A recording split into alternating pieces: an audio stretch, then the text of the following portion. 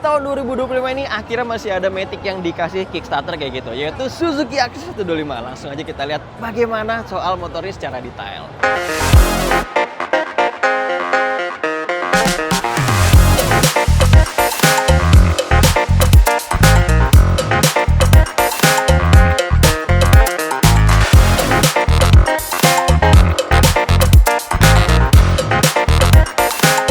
Jadi ini dia Suzuki Access 125. Kalau kita ngeliat data speknya di sini, harganya 25,5 juta on road Jakarta dan ini hanya berlaku selama IMOS 2025. Artinya cuma sampai tanggal 28 aja. Mesinnya 124 cc, ada selahannya. Jadi kamu nggak perlu khawatir kalau dia akinya ngedrop. Dan roda depannya 12 inci dengan roda belakang 10 inci, bannya 90/100. Jadi kurang lebih ini sama kayak Suzuki Avenis ya. Makanya kalau kita ngeliat dari samping, yang depannya kelihatan padat, lumayan proporsional. Cuma kalau ngeliat belakangnya, nah pantatnya jadi kelihatan agak panjang bokongnya ya. Terus juga rodanya jadi kelihatannya kecil banget dan agak kopong gitulah. Ya nggak beda jauh sama Avenis waktu awal-awal keluar. Nah kalau kita ngeliat desainnya di sini tuh dia lebih ke klasik modern gitu ya. Desainnya sebenarnya not bad, bagus.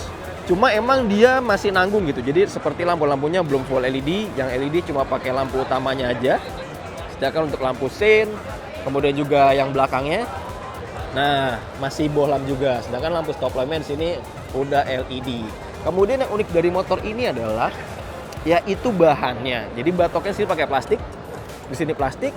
Tapi ketika kalian getok yang ini nih, nah ini beda. Ini kaleng dan ini juga spatbornya kaleng guys. Jadi tuh suaranya nyaring banget, jadi benar-benar kaleng.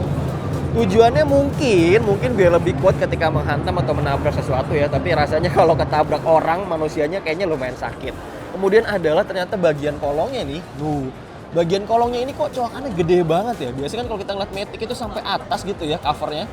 Sedangkan ini tuh coakannya sampai bawah, rendah banget. Makanya tulangannya, rangkanya tuh di tengahnya sampai kelihatan banget nih di sini. Kalian bisa lihat. Nah, jadi nggak tahu deh ya kalau misalkan dipakai sehari-hari dengan kondisi jalan yang agak kotor, apakah kotorannya akan banyak banget yang nempel di rangkanya apa enggak, kita nggak tahu. Itu harus butuh pengujian yang lumayan panjang. Kemudian depannya nih pakai disc brake, kalipernya 1 piston, pakai Nissin brandnya. Terus juga untuk lampunya dia ada lampu kecilnya di sini. Kalau kita hidupkan, nah seperti ini, bagus ya. Jadi ini seinnya adalah DRL-nya di sini, 2 titik gitu. Dan ini lampu utamanya. Ini untuk lampu low beam-nya dan untuk yang pas beam-nya. Nah, ini untuk pas beam-nya. Seperti itu. Sedangkan kalau yang belakangnya, coba kita lihat lampu-lampunya lagi nyala. Nah, lampu belakangnya standby kayak gini. Nah, lampu remnya ternyata kayak gini, teman-teman. Jadi ada beberapa titik di tengah gitu ya, ada 5 titik. Coba lepas lagi remnya.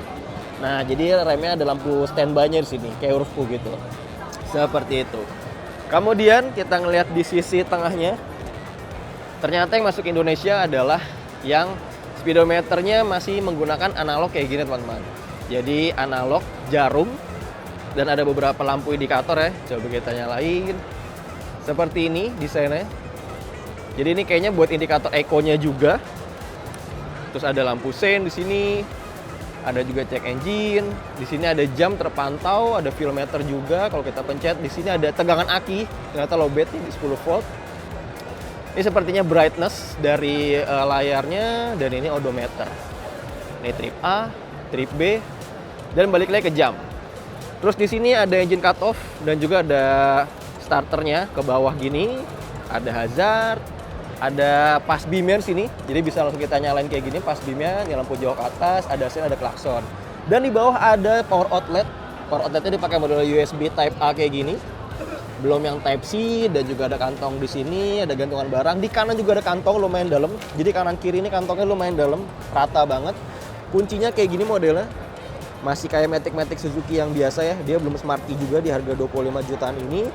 Pakai pengaman magnet dan bisa kita pencet secara otomatis dia menutup tanpa kita buka kayak gini. Nah, begitu ya. Terus yang unik adalah kalau ke kunci stang udah biasa, buka jok pun biasa gini langsung. Nah, untuk buka tangki bensinnya nih, kita tekan dan kita putar ke kanan.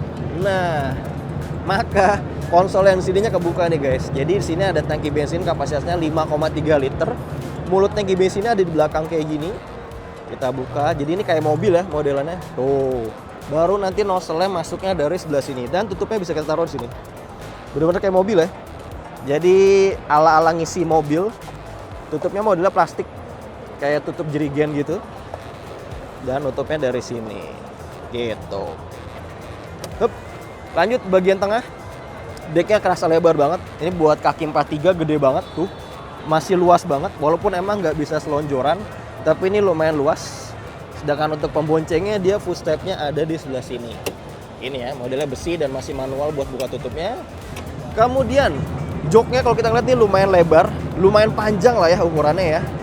Dan bagasinya itu ukurannya 24,4 liter. Jadi lumayan panjang, namun di bagian belakangnya ini sayangnya masih kemakan ruangnya gitu ya.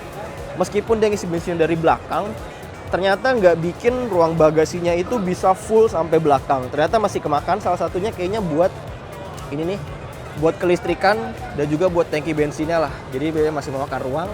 Ada toolkit di sini dan harusnya ini buat helm masuk sih. Dia lumayan panjang walaupun rasanya kayaknya nggak begitu dalam ya ruang bagasinya. Dan di joknya juga dia nggak ada cekungan. Jadi harusnya busa joknya bisa lebih tebel dan bikin joknya empuk. Nanti kita rasain kalau udah ada unit tesnya, kita coba buat rasa berkendaranya gitu. Terus kalau kita ngeliat di sisi belakang, nih mesinnya 125 cc, pendingin udara ya, masih dihembuskan melalui kipas di sini. Knalpotnya modelnya lihat kayak gini. Jadi gepeng dan di sini tuh ada ruang yang cukup besar gitu ya.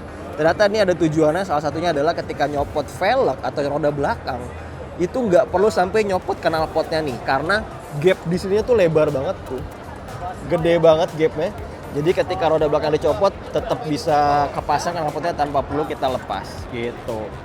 Nah, suspensinya tunggal ya, ada di kiri seperti ini. Kemudian dia untuk speedometernya meskipun masih analog, tapi untuk membacanya sudah melalui sensor yang ada di gearbox ini nih. Ini sama juga kayak yang di Berkman, cuma sayangnya nggak ada pelindungnya ya, nggak ada covernya, jadi kelihatannya kayak telanjang banget lah gitu. Nah, mesinnya sendiri dia pakai SEP, tapi bukan yang Alpha. Jadi starternya belum starter halus, 125 cc, starternya masih starter yang dinamo. Jadi mirip kayak di Avenis gitu, mirip kayak di Avenis. Sehingga saat dinyalakan mungkin masih ada suara putaran dinamonya lah, nggak sehalus kayak Berkman yang ada di sana. Itu juga nih udah mode aksesoris ya, jadi udah ada top boxnya, dia pakai SAT SH33 kayak gitu. Kemudian di sisi kiri apa ya? Oh, ini ada parking brake-nya, cukup terpakai, agak sulit ya, masih dalam banget kayaknya, susah susah nggak nyangkut.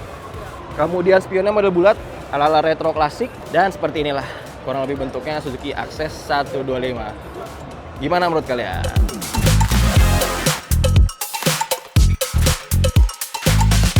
Nah, buat postur berkendaranya kurang lebih untuk postur 170 cm tuh kayak gini modelnya. Joknya ternyata pas kita naikin agak sedikit keras ya, mungkin masih agak baru kali ya. Jadi masih agak kaku rasanya walaupun lumayan lebar. Kemudian posisi kakinya kayak gini, nggak terlalu nekuk, jadi masih kerasa santai. Rasanya masih oke, dan tentu aja posisi kakinya kerasa panjang untuk pindah-pindah posisi kakinya kayak gini. Terus juga untuk posisi tangannya lumayan tinggi, dan kalau kita belok sini nggak sampai mentok. Jadi masih ada space-nya kanan kirinya. Dan emang rasanya batoknya ini kerasa agak lebar banget ya. Kalau dibandingin sama Matic Suzuki yang lainnya, ini lumayan tebel rasanya. Posisinya lumayan panjang kayak gini. Dan mungkin emang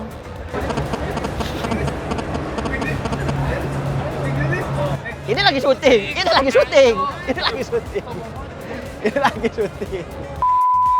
Dan ternyata gantungan barangnya nggak cuma satu. Selain ada di tengah sini, ternyata ada juga di bawah joknya yang bisa dilipet kayak gini nih. Jadi kalau lagi nggak dipakai bisa kita lipet. Dan kalau pengen kita pakai tinggal kita buka.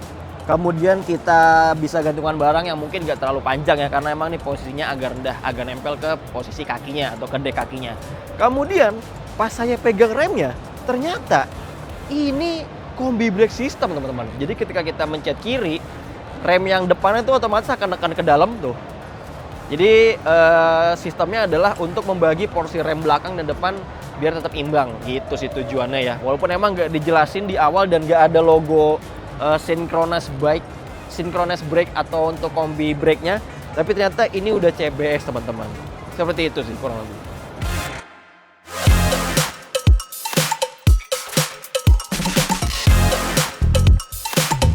Jadi kurang lebih seperti itu kesan pertama kita mengenai Suzuki Access 125 ini. Udah bisa dipesan di Imos, harganya 25,5 juta.